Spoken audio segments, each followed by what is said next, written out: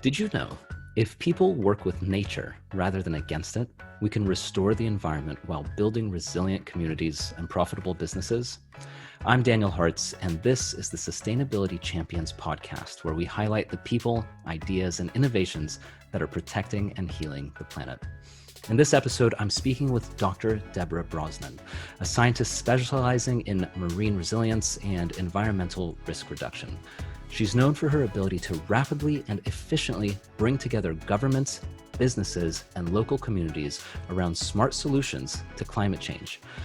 Dr. Brosnan is an adjunct professor of biology at Virginia Tech University and has held positions and fellowships at several institutions, including the University of California, Davis, Stanford University, the Smithsonian Institution, and the University of Washington. Her consulting company, Deborah Brosnan Associates, works with clients to put together solutions that are financially beneficial for companies and governments while providing the best outcomes for the environment and people. She's also testified in front of the U.S. Congress and advocated at the United Nations to help move the needle on critical environmental debates. This is going to be an absolutely fascinating conversation. Deborah, thank you so much for joining me. Daniel, thank you so much for having me. It's a real pleasure for me to be here with you this afternoon. And where are you taking the call from? I'm actually taking the call from the Caribbean. I'm on the very beautiful island of Antigua, where we've been doing some work for some time on the environment. So beautiful ocean, sandy beaches, lots of nature. I am totally in my element. Sounds wonderful. I think a lot of people would want to be on a Caribbean island during lockdown as well. So I feel lucky. Yeah, I probably would too if I were you. So today I'd like to cover kind of three broad topics, or overall themes, I suppose. Number one is really how you help companies and governments do what they need to do as businesses and governments while also working with the environment. Number two is I'd love to hear what inspired you to do this work in the first place. And third, which is I think a big part of what you do on a day-to-day basis, is any advice that you can give to us as listeners and to us as individuals, or just me as a person. What can we do to be more environmentally friendly in our daily lives? Before we jump into all of that, could you, because I gave a big kind of sweeping introduction to you, but briefly, in your own words, what exactly do you do? So what I do on a day-to-day basis is I work with governments, I work with companies, I work with communities, trying to help them understand their environment and incorporate the environment so they can find solutions that benefit nature, but also meet their goals. And their goals sometimes can be deciding a policy if it's government, it can be return on investment if it's a business, and for communities, it might be maintaining a community focus on what's happening around them. So in essence, I do three main things. I bring science because we use science. Secondly, we focus on solutions. And thirdly, we make sure that nature and the environment is at the table. Wow. Well, that's really cool. I think, and I know that that's a theme of yours, which is kind of those three things, ROI being one of them, which you consistently talk about. How did you actually, what was the moment when you realized that this is the way that you want to, because you have a doctorate and you've been studying a lot. What was the moment when you realized actually academia isn't quite for me, and instead I want to take everything I'm learning and apply it this way? Yeah, it probably led up to it, but it was an interesting, one particular moment particularly, which is first I was always interested in nature as a kid. I grew up by the ocean. I was really curious about nature, and I took that curiosity and turned it into a career in academia as a scientist. Scientists are curious. And I was teaching on the west coast of the US and teaching about oceans and coastal forests and how we interact with these oceans and coastal forests, and teaching in a field called conservation biology, which is really the science of nature and how humans apply that science. And during that period, the US Fish and Wildlife Service decided to list a seabird as endangered. It's called the marble murrelet, tiny little bird, beautiful, spends 11 months at sea, and then for 1 month of the year, it flies up to 60 miles inland to nest in old growth forests.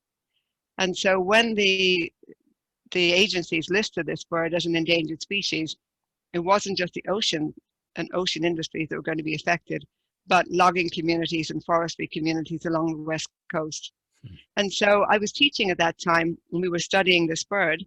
And I thought, well, why don't we do some workshops in the communities about the science of this bird, because so little was known about it, and how it got listed, and what the situation is moving forward. So I put together these workshops with the regulatory agencies, a bunch of scientists, including myself, and we went to these different communities to hold these workshops.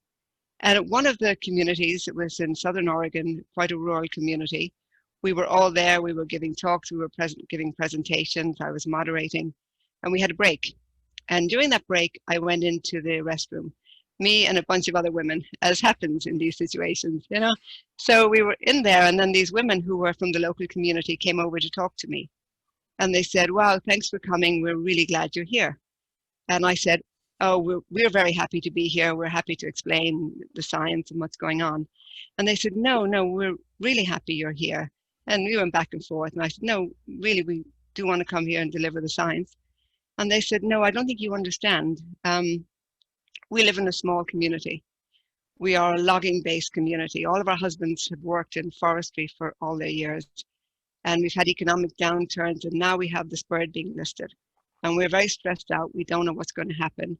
We've had 2 teenage suicides in our community in the last week. And we're seeing an increase in domestic violence. You coming down here gives us some idea of what's going on and gives us some sort of hope that we can do something." Wow. I was completely stunned. It really dawned on me then that the impact of our science, the impact we can have, we often don't know what it is. And that really got me thinking about how important our science is in the community and how to better communicate to the different communities who don't understand science or necessarily nature or how to use it. So when I went back after the break and I was still moderating a session, I decided to deviate from script and started asking questions about, well, now that we know all this, what can we do? And the number of hands in the audience who went up, the number of people who had been living in this community for generations and who had ideas, really good ideas, some of them, in order to help bring back this bird, was astonishing. And that for me was probably one of the denouement moments where I thought, you know, we've got a role to play with our scientific knowledge. We've got a role to play in terms of bringing people together and in working towards solutions. And after that, it was no looking back. You know, it permeated everything I did from that day forward, to think about how does what we do influence communities? How do we make things better through the science we have? And important to listen to people too. Yeah, So that's it. That's how I got there. You know, it's a fascinating story, and I think you're absolutely right. What didn't occur to me is when, and you just described this, the moment that a bird, for instance, in this case, becomes on the endangered list.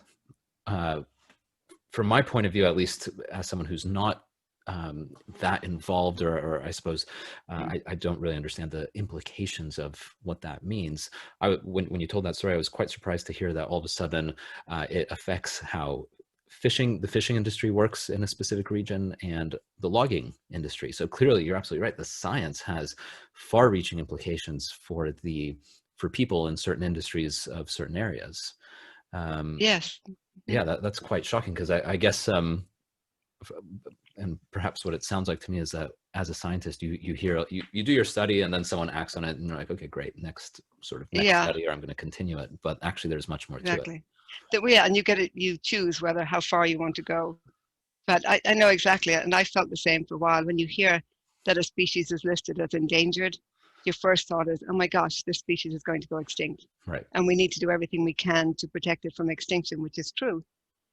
And then you start to think, well, where is the species found and what else lives in that area? Who else lives in that area? And usually there's a pretty strong human community engaged in that same place.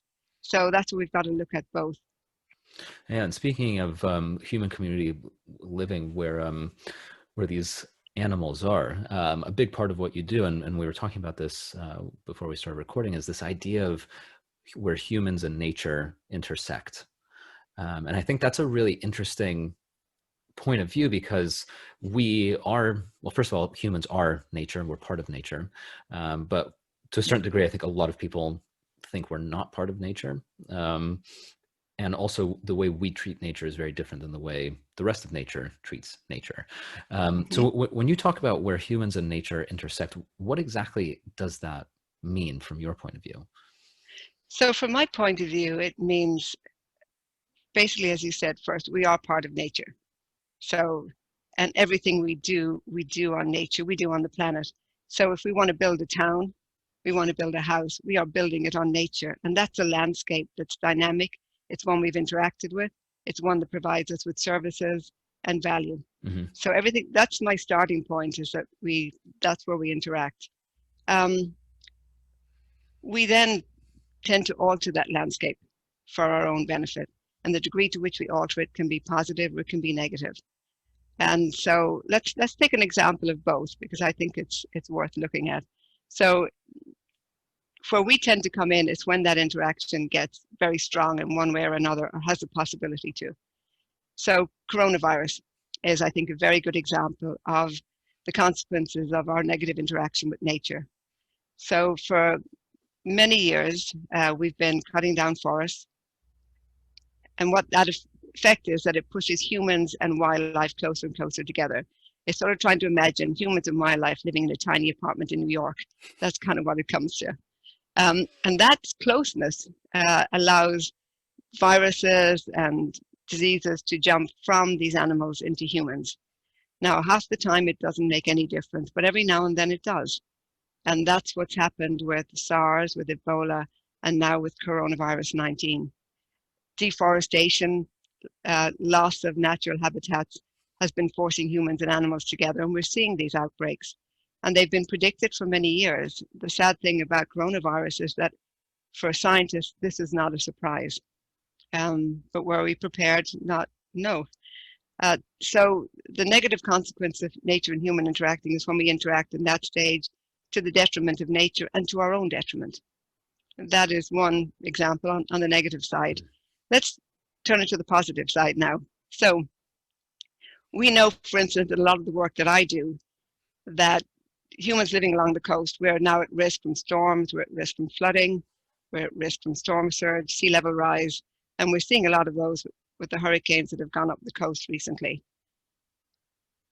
We know from science that coral reefs or offshore reefs will reduce the force of a wave by up to 97%. That means the wave is broken offshore. When it comes ashore, it's less strong, it's less tall, and it runs up less far on the shore, so you get less flooding. Coastal marshes will reduce flooding by, on average, about a third. And if you have a sand dune, it basically acts as a barrier against incoming surge. So nature, where we intersect with nature in that area, nature offers us a lot of benefit. So let me give you an example of how we were able to use this intersection in our work. In one of my projects, we were contacted by an investor who had bought an entire beach, property along an entire beach. And he came down, he looked at it, and he called us and he said, I want to do a seawall because I'd like to have some privacy, and I think this beach is looking a little scuzzy, and I think a seawall would help. And so we talked with him and said, here, a seawall is going to increase the speed of the water. It's going to take away your entire beach in front of that seawall. And then the sea is going to eat under that wall. And then you're going to have to shore up the wall, and you're going to have to shore up the beach, and you won't have much beach. And in fact, the community won't have a beach either. So he said, what would you do? And we said, well, what I would advise you do is restore your dunes. Build your dunes up to about 12 feet. Vegetate them with natural vegetation. You will have all the privacy you want because that vegetation gets really thick. And that dune will act as your insurance policy. When the beach disappears in storms, the sand from the dune will go down on the beach, and then as things get calmer, the dune will build up. So you'll have this ebb and flow of sand. And to give him his credit, he said, let's do it. So we did. We restored the entire beach, the entire dune system. I think we had 40,000 plants that we planted. Wow.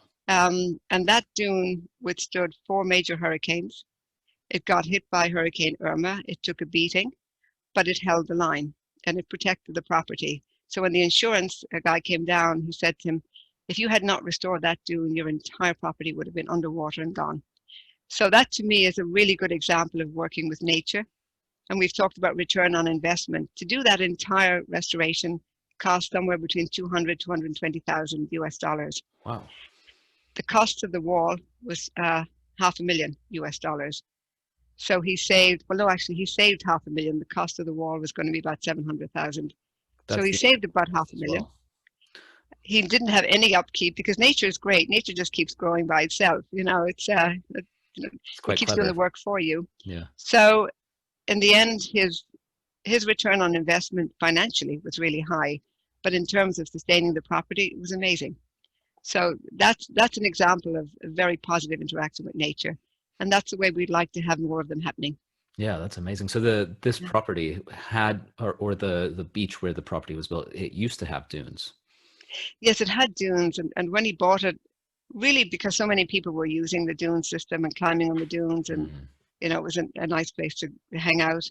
The dunes had gotten flattened, so I he see. didn't have the same level of protection. And we just took the sand and reshaped it and recreated the dunes. Yeah, exactly.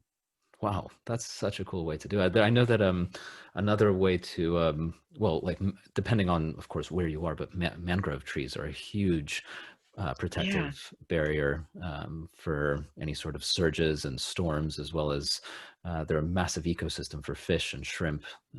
Like a, Yes, they are. They're amazing. We're doing actually a lot of work with mangroves right now.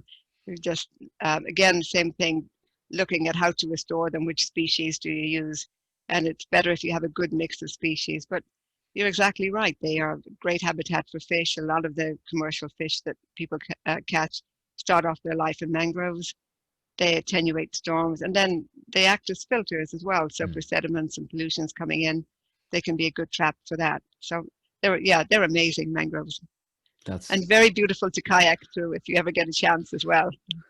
I may have done something like that in Kauai. I think there's, I may be wrong, but I think there's like the Blue Grotto, I believe it's called. It's Uh-huh. this river that goes kind of into the middle of the island, and it's full of trees. It must be mangrove trees that are, I'm sure there's mangroves in there. yeah, Yeah. it's absolutely stunning. And there's birds everywhere, and it's really loud, just full of animals Yes. Yeah. talking That to each sounds like other. mangroves. Yeah. Yeah, Yeah. And absolutely I mean, stunning. close to home for most people, the Florida Keys, you've got them as well. So many places to go. Yeah. Yeah. So this idea of living in a small New York style apartment with with wildlife and nature, it sounds like what would be a healthier relationship is to give nature a bit of space. So I guess, well, I'm based on the example that you mentioned. Would that be an example of giving nature space, or how how do we give nature space, or I suppose another way to ask that is how do we avoid encroaching on nature? Yeah. I think the example I gave you is one. The other is to really start to understand your ecosystem, and whether we're building back after coronavirus with more green infrastructure is to create areas where nature can literally be and provide us with services. So you talked about New York and cities. What we're seeing more in cities now is that engineers are thinking, well, we need to start working with nature. It's a very positive step forward. So bioswales, the use of wetlands to stop flooding, to reduce pollution. And you can do those in ways that create parks for people. Hmm. So now people have somewhere to go. It's very beautiful, and it's very beautiful, and that beauty also has functionality. And so when we start to design for ourselves, when we think about where we want to live, just taking the time and creating that space, it actually pays dividends. It's not wasted space. It gives something back to you. So that's we just have to make space for nature. I think it's an important thing, and I mean, I'll kind of lead you here. Would you say that, for someone, I'm just thinking about, for me, for instance, I live in London, big city, not that much space. I'm very lucky. I have a little patio, which I know is based on a lot of my friends. That's quite a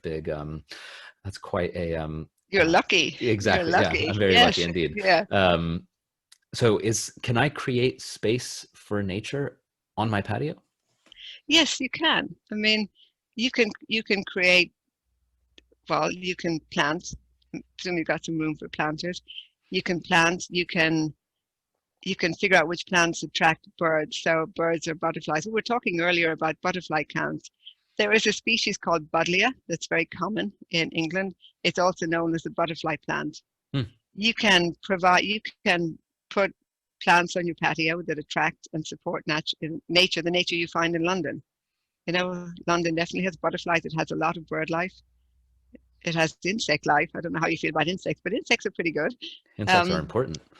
yes, yeah, and depending on how much space you have, you can start to grow some of your own food, and that and you would be surprised at just doing how much doing that encourages nature, encourages other people to do it as well. Mhm. So definitely, you have a very big role to play.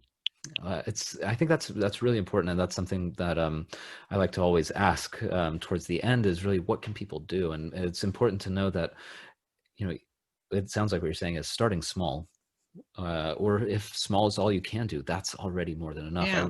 remember one of the very first episodes I spoke with on this podcast was with an urban beekeeper. She lives in London, and I asked her, what's the best way that people can help to Hmm. encourage the bees to come back, because obviously that's a big thing. And she said Yes. a lot of people think that they need to start a beehive and keep bees to get more bees. And she said actually that is helpful, but what's even more helpful is to plant trees or flowers that encourage bees Exactly. to have a space to go, because having millions and millions and millions of bees but no flowers isn't going to be helpful. So it's actually bringing The the nature planting. back. Yeah. Yeah, and I think it comes back to, there was a time when everybody had on their car, the bumper sticker was think globally, act locally. Yeah. And that is so true because we do need to think globally. We need to think about what's happening to our planet. We need to make sure that people are secure and nature is secure. But acting locally is what we can do and do really well. And you brought up an important point that I think sometimes gets overlooked is that you can make a difference. And often I hear people saying, well, what can I do? Because, the problems are so great. There's climate change, there's forest fires, and all of that is true. But you actually, as an individual, can make a huge difference. And the way to do it is to look in your own community and see what's needed. And then to think about what is it that resonates with you. For you, it might be growing plants on your patio. For me, it's ecosystems. For some people, it's recycling. For others, it would be renewable energy. And figure out a way that you can engage in that, whether something you do at home or you join an NGO and become active. And once you start doing it, then you have to start telling people because we all respond peer to peer pressure. And if you tell me, hey, Deborah, I've got buddleias and I've got bee friendly plants in my patio, well, I will think about putting them on my patio too. And it all adds up for those millions of bees in London. Now they all have somewhere to go. And we sometimes overlook that because it doesn't seem like a huge, big thing if you're doing a major project. But as we all go out and start doing it, it changes how we think and it changes the way our communities think. And it does make a difference. It most certainly makes a difference. Absolutely. Positive peer pressure. It's good. Yes, yeah, it's a good thing. Yeah. Another word that you use is the word resilient. I've seen that come up in uh, my research and hearing your talks and reading Hmm. some of your work. What does the word resilient mean to you?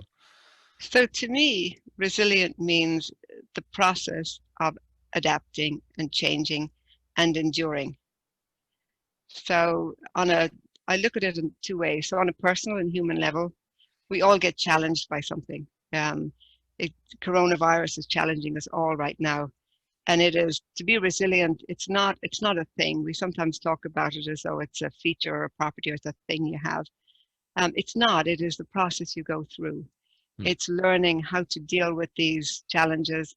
It's learning how to adapt, and it's coming through at the other side, changed definitely, but still yourself, still recognizable. And I've taken that lesson from nature because all ecosystems get challenged by something. Coral reefs get hit by hurricanes, forests get hit by fires. We're seeing an awful lot of those right now, tragically, on the West Coast. And these events the reefs take a beating in a hurricane, the forests take a beating in the fires, and over time they start to rebound and come back. So that ultimately the forest, if left alone, will replace itself, the reef will replace itself. It won't be exactly the same, but it is still a reef, it is still a forest and still recognizable.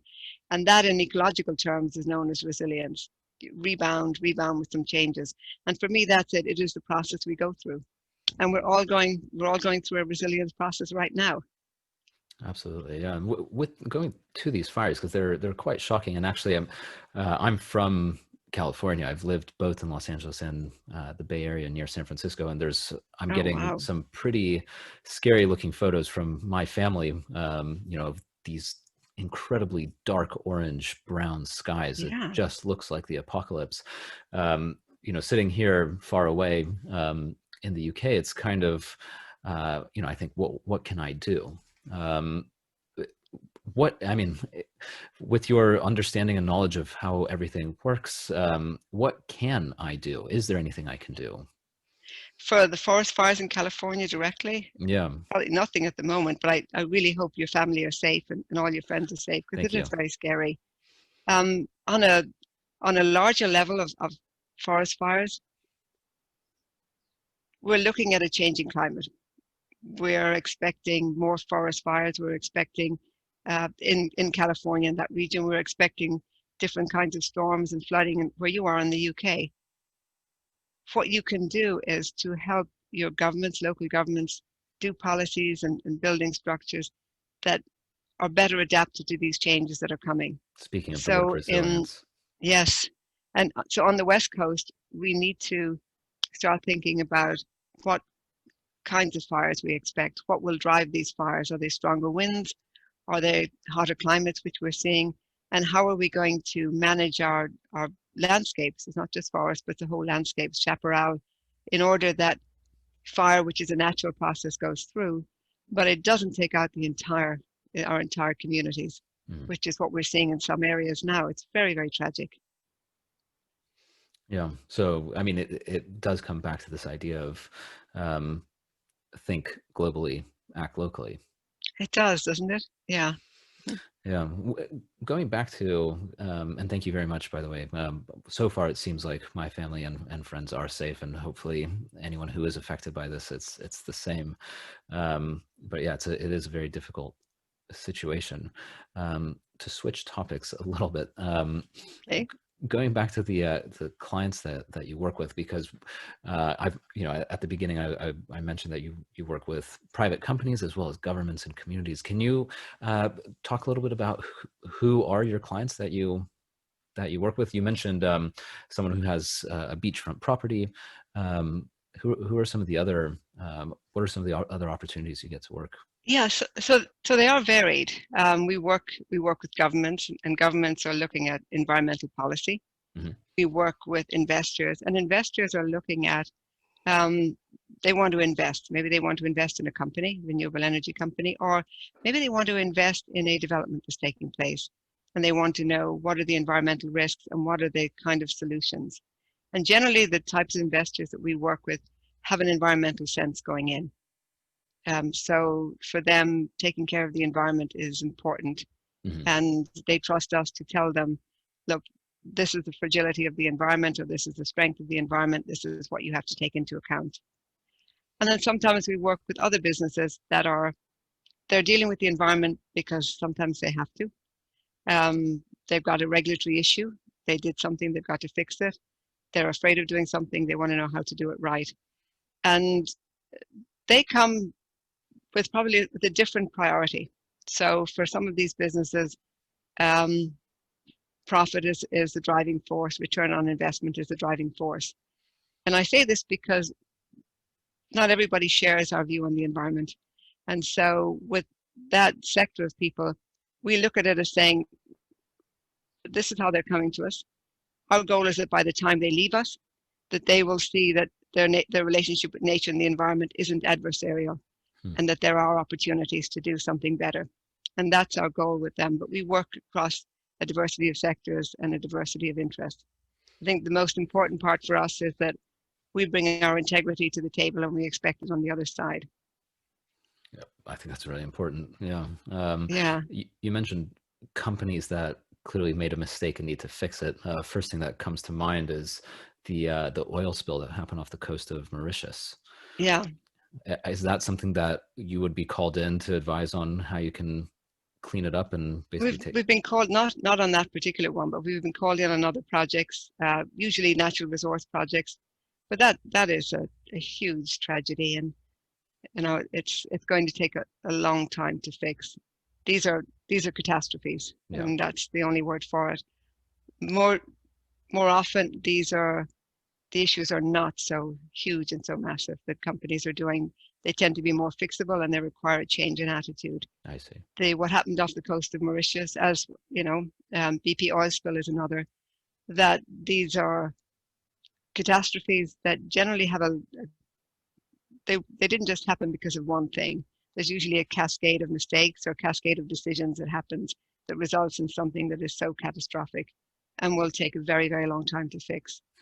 And I think for these kind of disasters, because they will happen again, we almost need like a global task force of scientists, and almost like a war room, that when this happens, everybody goes in and goes, okay, we've had a disaster happen. What do we know about it? What don't we know? And how do we get the information quickly, and how are we going to respond? And we don't have one of those really in place for these kind of events, but it would be very good. In an ideal world, we should start doing it. I think that's a great idea. Absolutely. What are the kind of things that you're testifying in front of the U.S. Congress or advocating at the UN? What are the things that you're telling our our world leaders? Well, for me, it comes back to science and environment always. So one of the main things for me is trying to help our world leaders understand what science is, and the fact that science needs to be a foundation of decision making. Politicians will never make a decision only on science, as we know. But if we can provide scientific information, and we can provide the knowledge we have and the certainty we have around that knowledge, what it does is it improves decision making. So it allows politicians and other people to make better decisions through science. The other thing that's really important is that science is a journey. It's not the destination. So one of the things we often hear as a criticism of science is, well, you keep changing your answers. And we've heard that a lot in coronavirus. Now, for scientists, the point is, yes, that's exactly what science does. At one point, we thought that the sun went around the earth. Now we know the earth goes around the sun. And that's a out there example. But what we're seeing in coronavirus and climate change is the same, is that the rate of advancement of science is so vast and so fast that we can come out with better answers in a very short time frame. We're not waiting hundreds of years, which is what it was like before. And so it's really important that politicians and scientists understand that you want your scientists to continually refine their data. You want them to continually bring you new information. And then the other part is, how do you take that information and incorporate it into policy? So I advocate for the science, I advocate for the use of science, and sometimes in very specific projects, very specific areas, often to do with climate change. Yeah, I think that makes sense. You said that politicians don't always use science for to make decisions, and it just reminded me of one of the things you mentioned at the very beginning about a bird being listed as an endangered species, and the knock-on effect that a decision like that, which is based on science, has. I suppose I can appreciate why being a politician can be very challenging to only focus on science, because if you just to see it from the other side, if you're making decisions only based on science, all of a sudden you might be wiping out thousands or hundreds of thousands of people's livelihood, and that needs to be, you can't just say, well, it's for the environment, so kind of like, and they vote, right? And they vote. Yes. That's a big part that we can't forget. But that comes back to, I think, the divide and dichotomy that we've grown to accept, which is, for a politician is listening to, here's a scientist who comes in and provides this information: this bird is going extinct, our fish are going extinct, we need to do something, we need to stop fishing, we need to stop logging. And the politician is thinking, this may be true, but my constituents are fishermen or forestry people. And that puts them in a divide that go one way or the other, nature or people, nature or people. I think that's a false dichotomy. Hmm. And I think as long as we present it that way, somebody's going to make a decision on one side or the other, and the other side's going to lose. Imagine a situation where you do go in and you say, look, we have an issue. Our fish are declining, our seabirds are declining. We've got to do something. So we have to come up with a solution that will continue to sustain the economies of our communities while not driving these species extinct. That's the actual problem we need to solve. So let's figure out, how do we solve that? Are there areas that we set aside? Are there ways that we change our fishing practices, but still make sure that fishermen are getting the same income? And interestingly, when you reach a situation where the resource is dwindled to a point where we're having to list it as endangered, nobody is making the money they did from that resource. And Fair so the enough, yeah. opportunity is there to look at things differently. And if we come at it from that perspective, people will get around the table because it's in everybody's interest economically and from a nature perspective. And that's how we like to try and present things. But I think it really can get the two sides or three sides, often there's 10 sides at the table, to start thinking about solutions rather than either I win and you lose, or, which is how we have approached these things in the past. I think that's really important. Something that when I first started this podcast and really started approaching these challenges, which the more I speak to people, the more complicated and complex I realize these issues and questions are. But the one thing that I've consistently seen, and you're saying it now as well, is that if we can somehow prove that there is financial incentive around working with nature, and you've said more than once that nature provides us with services, which makes sense. We're part of nature, so of course it provides Yeah. us with services, and we're part of that. If we can prove that there's a financial ROI, or if it's financially beneficial to us, then it becomes much easier, I would say, to make those decisions. And again, it goes back to that first client that we talked about with the seawall. That was not a good financial decision. It cost $500,000 more than the alternative. Plus, it wasn't natural. So by going Yeah. through the natural route, first of all, they ended up saving a lot of money. They don't need to restore the wall after however many years. And now you're working with nature.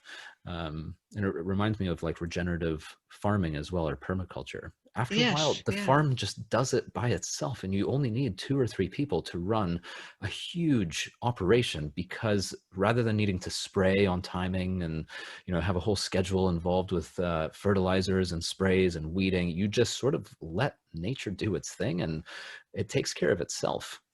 It does.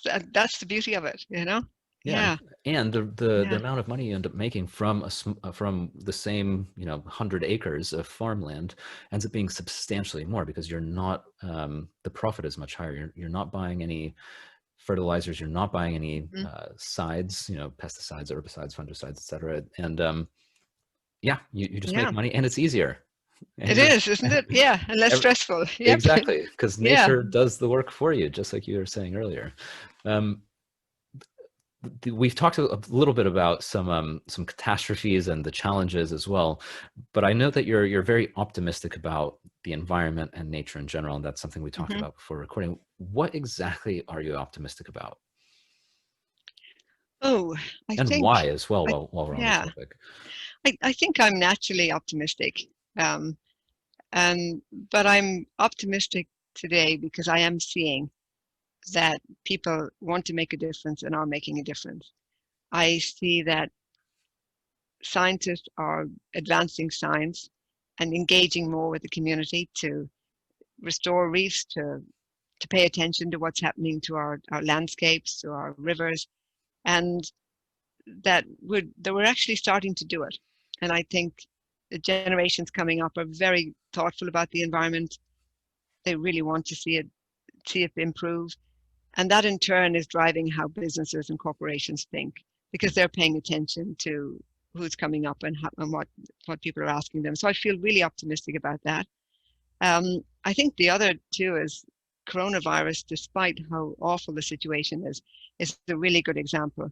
We've gone from a virus that we didn't even know how it worked, or didn't even know its RNA, to 10 months later, seriously looking at the potential of a vaccine. We've never done one for a coronavirus, which is extraordinary for science. But beyond that, the story that isn't really being told is how many scientists are working together, Hmm. sharing data, sharing results before they even publish them, so that everybody can move forward and really help people and help the planet. To me, I think that's fantastic. Um, so I think too that we get a choice as to how we want to leave the world, and we want to leave the world. And if you want to leave the world in a better place, you're going to wake up happy because you have a job to do every day. Absolutely. Yeah, I You think know? there's a lot to be said about focusing on the things that are important to you and Yeah. pursuing those. Who's a question that I always find interesting and fun is who's a sustainability champion or someone who works in sustainability that you look up to? So Sylvia Earle is an ocean scientist explorer who, before anybody was really talking about sustaining the oceans, keeping the oceans going, and talking about the importance of curiosity, was doing this like before anybody else did. Hmm. And she's also held the record of being the woman who went to deepest in a gym suit, deepest in the ocean. She is now in her 80s, I believe, and she is out there as an advocate for sustainable fisheries, an advocate for protecting our ocean wildernesses. I look up to her because, you know, she's doing it. She's been doing it for a long time, and she'll be doing it until the end, you know, That's amazing. and that's inspiring. Yeah, I think it's important to have people like that who really motivate you and inspire you, and you think, what would they do in this situation, Yeah, and it pushes yeah, you forward. So, going back to something we were talking about earlier, just as we're wrapping up here, you mentioned that we all can have a part to play, and talking about making a little space for nature on a patio. What advice would you give to people who want to be environmentally friendly at home? And I'm thinking a lot about the people who live in cities, especially. mhm, They're not very much space. Again, I'm very fortunate that I have a little space on my patio, but many people don't. So what can people do to think globally and act locally while living in yeah. small space? So I think for people in cities, obviously you're not out in a large nature. I think a lot of the things that we're looking at people to do today, I know recycling is sounds very small, but it is key. It's a major thing that we can do to protect our planet. Thinking about how we use energy, um, thinking about how we can reduce our energy footprint. The stuff we buy in the store, where does it come from? How is it sourced? And is there a way that we can support locally sourced agriculture, locally sourced products? All of those start to create communities that are more energy efficient, that are better for the environment, and that actually create a community as well. And they sound very simple, but you'd be surprised how often we don't do them. And when we start to do them, the benefits are huge. It's a bit like the story about you told me about the bees. Plant flowers, bees do really well. Do these simple things, and our planet does better, and our communities do better. Yeah, I think it's the key. It's the little things, and Yeah, always is, isn't it? yeah, exactly. And taking the time, I think, like you said, to really understand where your products come from, and it's not just food. I've been reading No. quite a bit about fast fashion and the challenges that are associated Yeah. with production of Hmm. clothing. And I saw somewhere someone advocating for clothes to have like a label that says, first of all, what's in it, and second of all, where it comes from. Almost having Yeah. like a nutrition info for your clothing, which I think is a really interesting idea. And whether or not that's something that's done, it's something that I think people, and something that I probably will start researching now, is before I shop, is just to get an idea. If I need a new shirt, for instance, maybe think about, just put in a couple extra minutes, think about Yeah. where to buy it from, and invest a little bit more into something that's quality made and local and has a smaller environmental footprint. Yeah. Environmental and social. There's a real movement starting on around fashion, which I think Hmm. is positive for how fashion does to the environment, how it uses water, and how communities benefit or don't. Yeah, it's one to watch. It's very encouraging to see how people are thinking about it. Absolutely. Yeah. There's this slow fashion movement, and this idea of buying That's right. secondhand. Yeah, Yeah. there is a lot of incredible companies finding some really interesting solutions for basically the challenges of fashion and all the waste and, like you Yeah. said, water usage around it. Well, Deborah, this has been unbelievably interesting. It's so amazing to hear the work that you're doing, and the approach that you take when speaking with companies, people, governments, organizations, etc. For anyone who's interested in learning more about the work that you do, if they want to dig in a little further, where can people go to actually learn about you and your company, and maybe some of your read or listen to some of your ideas? So we have a website, which is my name, deborahbrosnan.com, all one word. We're on Facebook, um, social media.